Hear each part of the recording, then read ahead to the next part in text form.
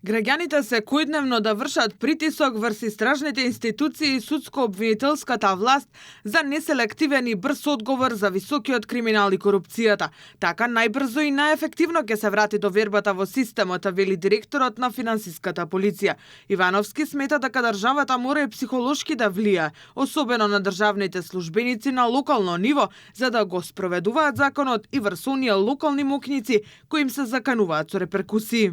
Тие немаат страф од законот кога треба да го спроведат и кога мора да го спроведат, но имаат страф од некој против кого треба да го спроведат, кој што е влијателен лик во општеството, кој што е моќен лик и кој што во иднина ќе трпат одредени реперкусии.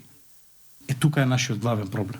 Тој секој еден кој што постапува и кој што спроведува одредена постапка мора да се плаши од хартијата и од законот. Финансовата полиција за 2025 година има 3 пати повеќе предмети и откриени криминали во споредба со претходните години, но тоа не значи дека сега повеќе се краде, туку институцијата функционира и повеќе открива и гони. Меѓу нив се и случаи за актуелни функционери, што за Ивановски е показател дека никој нема да биде поштеден од одговорност.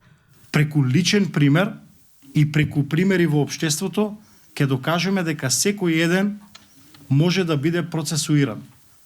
Тоа е силен предизвик за нас како институции, затоа што да не се лажеме дека во изминативе години имавме на некој начин системска корупција, која што значи, ајде да кажам, доволни правни празнини за некој да не биде процесуиран.